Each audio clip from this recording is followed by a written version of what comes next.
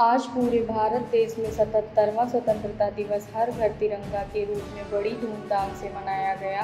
इसी क्रम में देश का जाना माना neuro psychiatric centre omni care health house में बड़े हर्ष एवं उल्लास से झंडारोहण का कार्यक्रम संपन्न हुआ।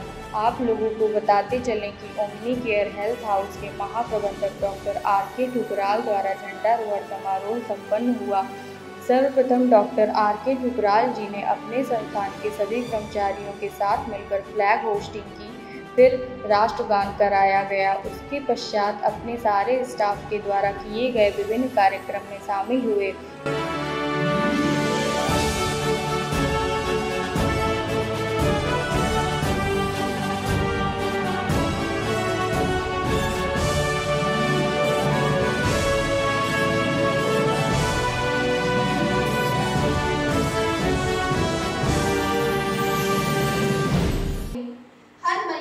सेवा के नाम कर रखा है।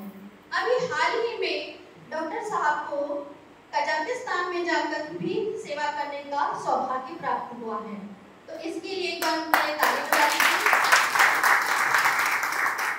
और वो चाहते हैं कि उनके इस हॉस्पिटल के हर कर्मचारी, हर व्यक्ति उनके सपने को, इस ओमनी केयर को बुलंदियों पर ले जाने का भरपूर प्रयास करें।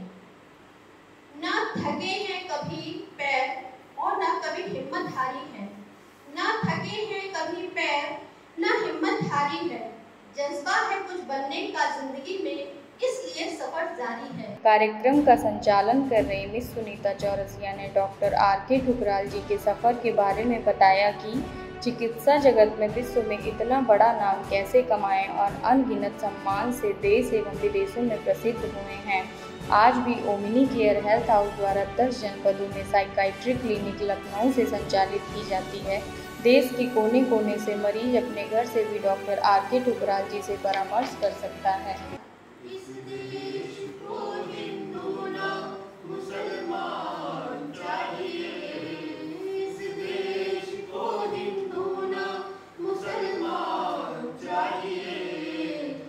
मजहब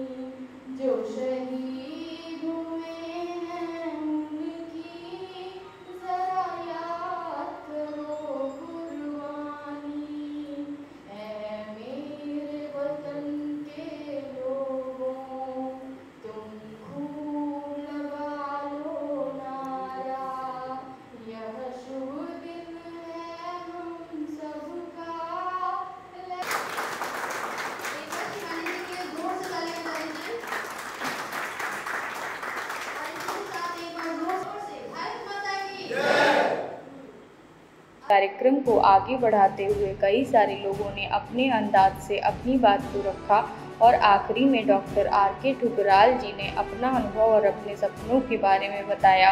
जीवन में स्वास्थ्य का ध्यान कैसे रखा जाए और बीमारी से कैसे बचें, इसका मूल मंत्र बताया। आदमी की पहचान उसके काम से होती है, इसीलिए डिसिप्लिन में होना बहुत ज़रूरी है।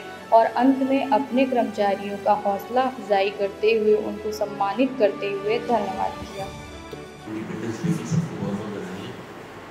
जैसे कि हर साल हम लोग 2 फंक्शन को जरूर ऑर्गेनाइज करते हैं, एक 26 जनवरी, एक 15 अगस्त। इसमें नॉर्मली हम लोग यहाँ के बारे में थोड़ी सी बात करते हैं, कुछ लेटेस्ट जो यहाँ पे इंक्लूड हुई है चीज़ें उनके बारे में बात करते हैं, कुछ फ्यूचर के बारे में बात करते हैं, कुछ एम्प्लॉइज़ को अप्रिसिएशन देते हैं, कुछ नॉलेज बढ़ाने की कोशिश करते हैं। ये सेटअप जो भी है, जितना भी है, इसके लिए सबसे पहले तो मैं धन्यवाद देता हूँ अपने सारे स्टाफ मेंबर्स को। जो हमारा सब्जेक्ट है मेनली न्यूरो साइकियाट्री या साइकियाट्री, ये अपने आप में बहुत पुराना सब्जेक्ट नहीं है। हार्डली कह सकते हैं इसका डेवलपमेंट 30 साल से ज़्यादा पुराना नहीं है। दवाएं पहले, जब 30 साल पहले की बात है, तो जब हम लोग शायद अब पूरा रोज़ एक नया मॉलिक्यूल आ जाता है, क्योंकि धीमे धीमे ये लगने लगा है कि सारी जो भी जितनी भी एलिमेंट्स हैं, जितनी भी ह्यूमन बीइंग की जो शारीरिक बीमारियां हैं या जितनी भी बीमारियां हैं, सब का कंट्रोलर माइंड ही है। और माइंड में सबसे इम्पोर्टेंट हो जाता है माइंड का सॉफ्टवेयर। तो हम लोग का जो सब्जेक्ट है, ये माइंड का सॉफ्टवेयर कंट्रोल करने वाला सब्जेक्ट। इस लेवल पे जहाँ पर आजकल हम लोग हैं या जो भी हमारा सेटअप है, आप ट्रेवल कर लीजिए। मैं तो पूरा बहुत कंट्रीज घूमा हूँ, सब जगह देखा है। जिस तरह का सेटअप हम लोगों ने बना रखा है, हालांकि लखनऊ उसके लिए कैचमेंट एरिया थोड़ा छोटा है। ये अगर सेटअप हमारा किसी बॉम्बे या दिल्ली में होता तो हमारा कैचमेंट एरिया सराउंडिंग कंट्रीज कई लोग इंटरेस्टेड होते हैं कि हमें विदेश में दिखा दिया जाए, तो वहाँ भी पेशेंट्स लेकर जाता हूँ। और शायद जो दवा हमने लिखी होती है वहाँ पे बहुत अप्रिशिएट होती है, और उसी प्रिस्क्रिप्शन को लेकर पेशेंट वापस भी आ जाते हैं। ऐसा कई बार हो चुका है। इसके लिए फिर मेरे को सब लोगों को बहुत बहुत बधाई। सब लोग के सहयोग से संभव है, और कोशिश रहे कि और ये हम रिसेंटली 1-2 साल में जितना एडवांसमेंट किया है और एडवांसमेंट हो, ताकि हम कह सकें ऐसे प्लेटफॉर्म पर कह सकें जहाँ सबको मालूम हो कि लखनऊ एक ऐसा सेंटर है जहाँ पे इस तरह की फैसिलिटीज़ है। मतलब की नॉलेज नहीं होता। आप पूरा वर्ड की सर्वे अगर उठा कर देखिए तो 25% लोगों को मेंटल एलिमेंट्स, चाहे उसको एंग्जाइटी कर लीजिए, चाहे घबराहट कर लीजिए, अवसाद कर लीजिए, उदासी कर लीजिए, तनाव कर लीजिए, ये सब लोगों के साथ जुड़ा हुआ है। वर्ल्ड में 25%। इसी का एक और रूप जो है साइकोसोमेटिक डिसऑर्डर, जो कि मेंटल एलिमेंट्स का एक रूप है। 25% लोगों को इसी से जुड़ी बीमारी है। सब उलझन, घबराहट, अवसाद के रूप में, चाहे वो ब्लड प्रेशर हो, चाहे डायबिटीज हो, चाहे सर्वाइकल स्पॉन्डिलोसिस हो, माइग्रेन हो, सब एक तरह से सारी बीमारियां इसी स्पेक्ट्रम में आएंगी, या साइकियाट्रिक एलिमेंट्स या साइकोसोमेटिक एलिमेंट्स। यही हमारा सब्जेक्ट है, जिसमें वर्ल्ड वाइड 25% ये 25% कुल मिलाकर अगर इंडिया में लिखा जाए तो 35% साइकियाट्रिक एलिमेंट्स या न्यूरो साइकियाट्रिक एलिमेंट्स और 35% साइकोसोमेटिक। कुल मिला के 70% जो एलिमेंट्स हैं वो सब यही हैं, जो बेसिकली हम लोग के विजन में आती हैं। और आजकल फिजिशियन लेवल पे भी सारी यही दवाएं प्रैक्टिस होती है। कोई प्रिस्क्रिप्शन उठाकर देख लीजिए, उसमें सारी यही मेडिसिन लिखी होती है। हाँ, तो बीपी हो गया तो बीपी की मेडिसिन आपको लेनी पड़ेगी। रियल इलनेसेस, जिसको आप रियल इलनेसेस कह सकते हैं, वो है करीब 30%। 30% में लिवर डैमेज हो गया, किडनी डैमेज हो गई, कैंसर हो गया। अल्टीमेटली यही सब इलनेसेस जो साइकोसोमेटिक हैं, मेंटल एलिमेंट्स है, इसी के स्ट्रेस से लिवर और किडनी में ये सब डैमेज हो जाते हैं। तो जो फिजिशियन के लेवल पे ट्रीटमेंट हो रहा है वो 30% और इलनेसेस का मेंटल कोई प्रॉब्लम है या मेंटल कोई एलिमेंट है। मैं इसका एक एग्जाम्पल दे रहा हूँ। मैं पीजीआई में था तो वहाँ पर हमारे रूम के सामने मैं एज ए रेजिडेंट वहाँ पर हुआ था, तो डॉक्टर जी चौधरी वहाँ पर हुआ करते थे, एस्ट्रोलॉजी के हैं। तो मैंने उनसे कहा कि सर हमारे यहाँ पे दोस्ती हुई है और पेशेंट तो है नहीं उनके पास। मंडे थर्सडे मेरा ओपीडी हुआ करता था। तो उन्होंने कहा कि ठुकराल ऐसा है कि ये जो मैं गैस्ट्रोलॉजी का डिपार्टमेंट चला रहा हूँ, इसमें से 7 पेशेंट्स तुम्हारे हैं और 3 रियल गैस्ट्रोलॉजी के पेशेंट्स हैं। तो अब कल से तुम देखना, वहाँ कहना बड़ा आसान होता है कि आप जाकर दूसरे चैम्बर में दिखा लीजिए, तब फिर प्रेसिडेंट में ये भी होता है कि डिपार्टमेंट चेंज करना तो रेफर करना पड़ता है, उसको दिखा लीजिए। रियल उसके नेक्स्ट डे से ही वो पेशेंट बढ़ने शुरू हुए और करीब 3 महीने में हमारा ओपीडी 40 पेशेंट का हो गया, जिसमें से आधे पेशेंट एब्डोमेन में पेट वाले। फिर वहाँ पे एक वेरिएशन और आता था कि जो लोग किडनी डोनेट करने आते थे उनको लेके प्रॉब्लम रहती थी किडनी, तो उसमें मेरा एक लेक्चर हुआ, किडनी वाले पेशेंट को एक काउंसलिंग की जरूरत है क्योंकि वो जो किडनी का देना चाहता है उसको आप कहेंगे कि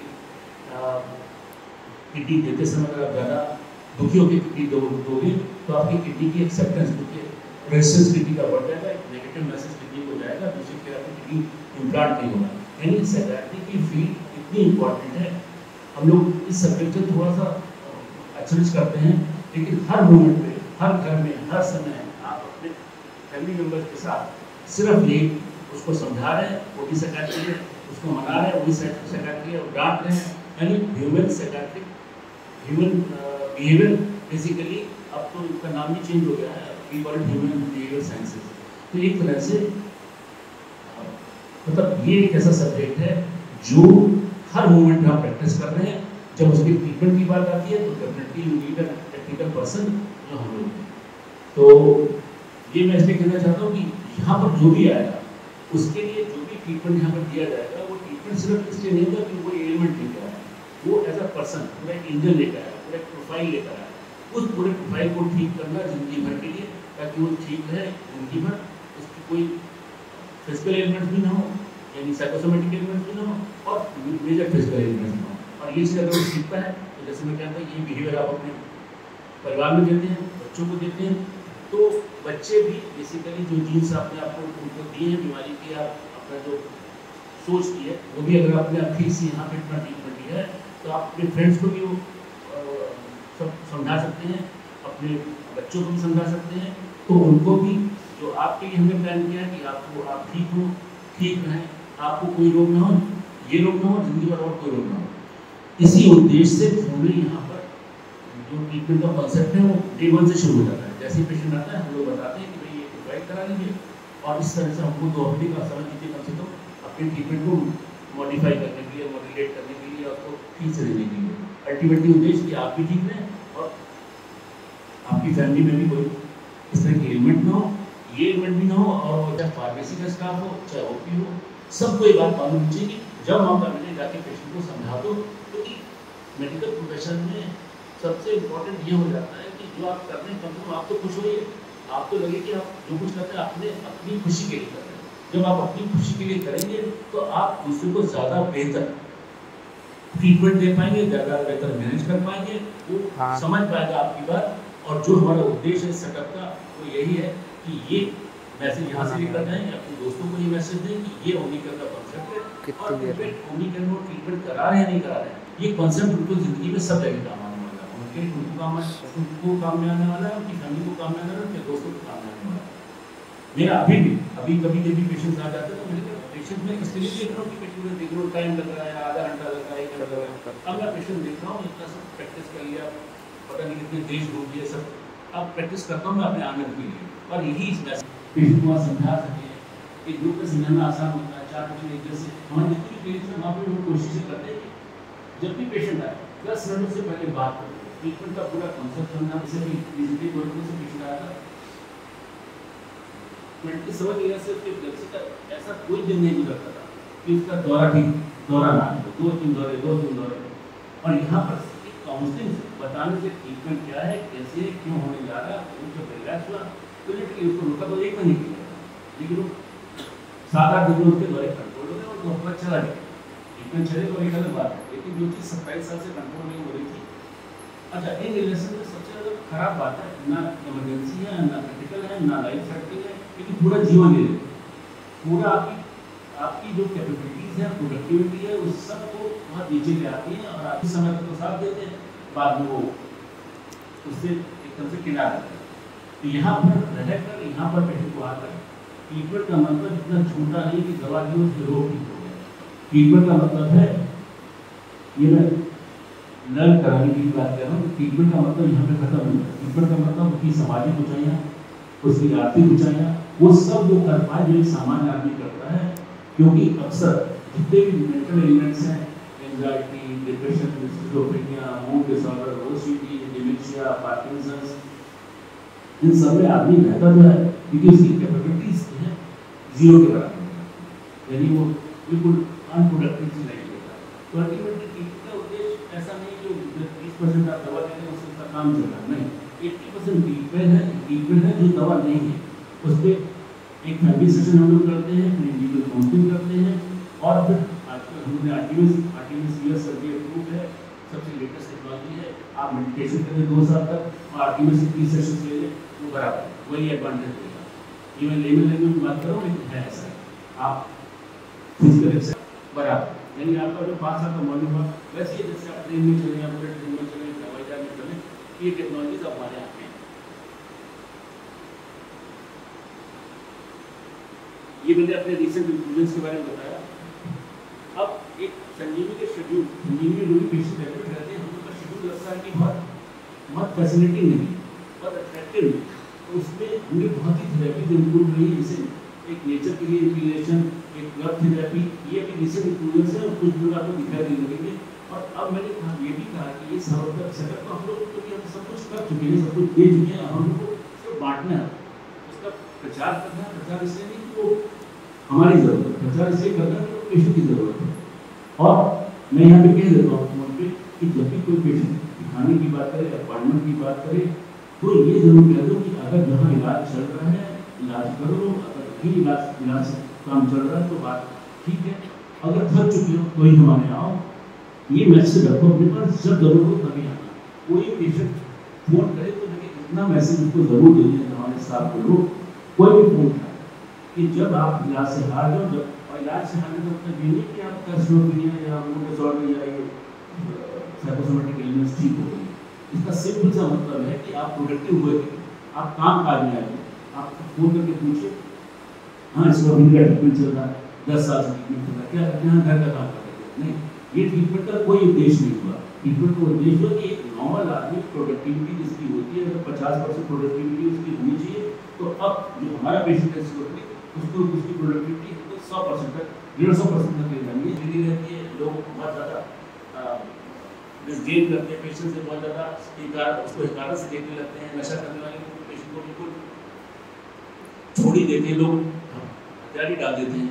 तो मेरी आप सबसे रिक्वेस्ट है, खासकर अपने स्टाफ मेंबर से, कि पेशेंट से जब भी बात करें, भले ही वो फोन पे सिर्फ जानकारी के लिए बात कर रहा हो, उसको पूरी इन्फॉर्मेशन यहाँ के बारे में 5 लाइन में, 10 लाइन में, it will take 3 minutes 4 minutes. मेरे पास अभी कोई किसी का पेशेंट आता है तो उसको कम से कम 5 मिनट जरूर दे देता हूँ। वो फिर 5 साल तक आपको परेशान नहीं करेगा, ठीक भी हो जाएगा, और इनिशियल फर्स्ट डे का आपका इंटरेक्शन हमेशा काम होगा। इसके फैमिली से, फैमिली मेंबर से, पेशेंट से, मतलब बिल्कुल ऐसा लगे कि आप उनकी जिंदगी का हिस्सा है। इसके बिना बात बनेगी नहीं। तो आपको लगे कि हमारे कई साइकोलॉजिस्ट ऐसे नहीं है कि जिनका ये था कि वो बिल्कुल पेशेंट को ये समझता था कि घर के मेंबर से वो ज़्यादा इम्पोर्टेंट है। तो मेरा ये कहना अपने स्टाफ मेंबर से कि उनको लगे कि हमारे वो फैमिली मेंबर्स जैसे भी हैं, वो जो भी हमको केयर कर रहे हैं, तो उसके लिए उनका थैंक्स है। लेकिन जीवन में जो आपने परिवर्तन दिया है, आप लोगों ने जो परिवर्तन दिया है, वो है बिल्कुल वैसे ही जैसे पढ़ाई करके आपने किसी को ऐसे जगह को उतारा जहाँ उसको कॉम्पिटिशन देना है, जिंदगी की तरक्की करनी है, वो सब लोग की ड्यूटी बन जाती है कि उतना एनवायरमेंट पेशेंट को होना चाहिए कि वो ट्रस्ट करे। आए तो रिसेप्शन जो राधिका को देखिए खुश हो जाए कि हाँ ठीक है, शी इज द पर्सन, वो मेरे पूरी हेल्प करेगी, पूरा मेरी केयर करेगी, मैं हर बात से केयर कुछ भी कई फाइनेंशियल प्रॉब्लम्स आती हैं वो भी हम लोग सॉर्ट आउट करने की कोशिश करते हैं। लेकिन यहाँ पे ऐसा रहा नहीं कि हम लोग फाइनेंशियली बहुत हेल्प करना है। जैसे हम लोग का प्रोफाइल होता है, हम लोग उतना नॉमिनल कर रखा हो, दिखने को 20,000 का जरूर लगता है, लेकिन लोग उतनी चीज़ें अपने 50,000 रुपये में भी नहीं हो पाएंगे। एमडी कर रहा है, डील कर रहा है, उसको 200 वही दिखाने देखने 1.5 घंटे में, तो क्या लिखेगा? उसके पास समय नहीं, ऐसा नहीं उसको जानकारी नहीं, लेकिन समय के लिए समझाना पड़ेगा। तो वो 2 मेडिसिन लिख के सिम्टोमेटिक, जैसे डोलो लिख के एक पैरासिटामोल लिख के तो बुखार तो उतर ही जाएगा। यहाँ पर एक कॉन्सेप्ट बदल है, यहाँ पे हम लोग रूट से शुरू करते हैं। तो तो हमारा ट्रीटमेंट का ग्रुप ABC हो जाता है। हम लोग C से शुरू करते हैं, हेल्थ से, फिर B से ब्रेक के हार्डवेयर से, फिर A से लक्षण के। इसमें ट्रीटमेंट की कॉस्ट बढ़ जाती है, इसकी लोग शिकायत करते हैं। लेकिन मैं आपसे बता रहा हूँ, गोलियाँ जरूर 10 होती हैं, लेकिन उसमें बिल्कुल होम्योपैथिक डोजेज होती है। हाँ, जो उसका नक्शल ब्रेन का जो हार्डवेयर है, सॉरी ब्रेन जो बॉडी की हेल्थ है, उसको जब तक नहीं देंगे तो जैसे ही कि आपको पेड़ के ऊपर से पानी डालें तो पेड़ क्या ग्रो करेगा, इसलिए आपको जमीन खोदनी पड़ेगी, खाद डालनी पड़ेगी। तो खाद वाला पार्ट है वो महंगा है, कई बार पेशेंट कहते हैं तो इसके बिना संभव नहीं है, कहीं और दिखा। इसमें कोई नाराजगी वाली बात नहीं है, लेकिन इंडिया में लोग हेल्थ को लेकर बहुत कॉशियस नहीं है। तो आखिर में जब एक सांस लिया है तो 1 लाख रुपये पर घंटा खर्च कर देंगे, 1 करोड़ रुपये पर डे खर्च कर देंगे। लेकिन शुरू के 30 साल जो ट्रीटमेंट में डॉक्टर को दिखाना भी नहीं चाहिए, 2 साल खर्च कर दिए हमारे साथ, उनकी प्रोडक्टिविटी लॉट है, उसके लिए हाँ थोड़ी सी मेहनत करनी पड़ेगी। रुकने से लेकर दवा से लेकर वो खर्च आपको लगेगा कितना होगा, लेकिन वो आपका इतना समय इतना खर्च बचाएगा। ये मैं ठीक है। अच्छा, एक मेरी रिक्वेस्ट थी कि संजीवनी का शेड्यूल जो हमने कहा था तुम्हारे पास फैसिलिटी नहीं है, उसको बहुत अट्रैक्टिव बना दो। मतलब ऐसा होना चाहिए कि मतलब जो भी तुमको नई कोई थेरेपी मिले, आधे घंटे की थेरेपी उसमें इंक्लूड, पेशेंट को दिन भर लगे कि वो योगा या पीटी करने के अलावा कुछ ऐसी थेरेपी ले रहा है जो ट्रीटमेंट के हिसाब से बहुत यूजफुल है और उस दिन भर इम्पोर्टेंट है। उसको लग रहा है दिन भर आपको सोचने का वक्त नहीं है। वो मैंने अपनी तरफ से वो थेरेपी बहुत इम्प्रूव करी है और उसका एक शेड्यूल भी बना दिया है। फैमिली कॉल्स होनी चाहिए, पेशेंट जो है उसकी बात सुन लो, फैमिली से बात कर लो, फैमिली को समझा दो, पेशेंट को समझा दो। इफ यू गिव टाइम, मेरे ख्याल से कोई दिक्कत नहीं होगी। और मैं सबसे रिक्वेस्ट करूँगा, जब जिसको मौका मिले ये मान के चलो कि ये पूरा जैसे हम लोग कहते हैं स्पिरिचुअलिटी वाला पार्ट है, तो वो सब एक पूरे ओमनीकेयर में हर आदमी मैं हूँ तुम सब, और ये पेशेंट भी हम लोग का एक वो है, मतलब हम लोग का एक ग्रुप है। बस ये कि ये रखो, ये बात समझाना, ये बात मन में रखोगे, जब मन में आएगी ये बात, जब मन आत्मा में ये बात होगी तो ये जरूर सब कर। ये नहीं कि तो सब कोई वो नहीं, सुबह आए मरीज देखा पैसे कमाए चले गए, ये यहाँ का कॉन्सेप्ट नहीं रहा। अभी कॉन्सेप्ट ये कि मेरी सबसे रिक्वेस्ट है कि यहाँ पे जो भी दे रहे हो, और जहाँ तक अर्निंग वाली बात है, अब यहाँ की अब तक जैसे भी हमने कॉस्टिंग रखी हो, अब कॉस्ट वाला पार्ट में हम बहुत कम करने जा रहे हैं। तो नेक्स्ट मंथ सबको दिखेगा कि कोई भी आ सकता है, टीचर वाले पार्ट में कोई भी ले सकता है, चाहे उसको आप हमारी क्लिनिक्स कह लीजिए, चाहे कम पैसे की क्लिनिक कह लीजिए, सब हम इनका देवी देवताओं में विश्वास है उस नाम से हमने 4 क्लिनिक शुरू करेंगे। इस बात को समझें, जब तक ये मन आप लोग नहीं समझेंगे तब तक आप एक्सप्लेन नहीं कर पाएंगे। जो मैं इस बार फील कर रहा हूँ वो मुझे लगता है मुझे भी क्लास सब स्टाफ की लेके ये बात समझानी पड़ेगी।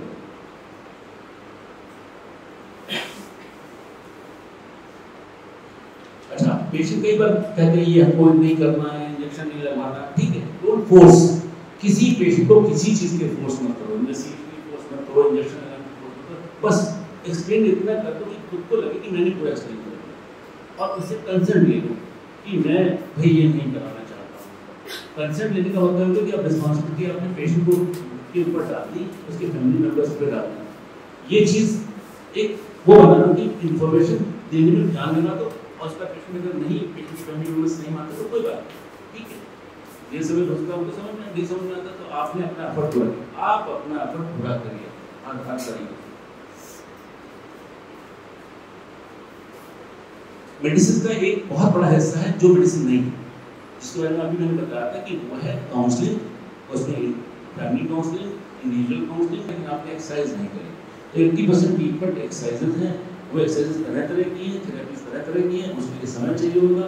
ये बात इसलिए नहीं कि अगर आपको थोड़ा जिंदगी भर के लिए ठीक रहना तो आपको 1 साल 2 साल काउंसलिंग और इस चीज़ को आप साफ कर लेना होगा, आप साफ कर लेना होगा तो वो आपका हिस्सा बन जाए।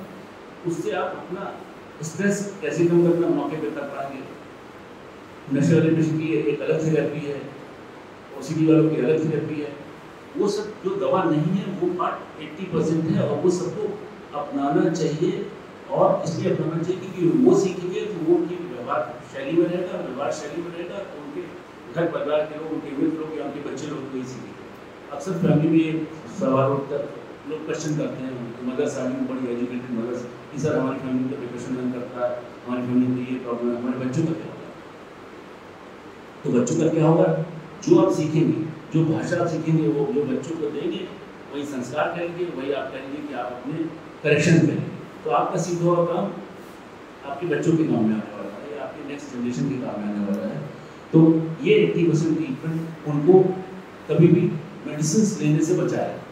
मेडिसिन को लेकर अक्सर लोग ऑब्जेक्शन करते हैं, लेकिन मेडिसिन कहीं ऐसा नहीं कि कहीं और किसी ग्रह से आएंगे, तो सब यहीं से। बस ये है कि किसी के लिए सबको बहुत बहुत इंडिपेंडेंस डे की मुबारकबाद, सबको बहुत बहुत धन्यवाद।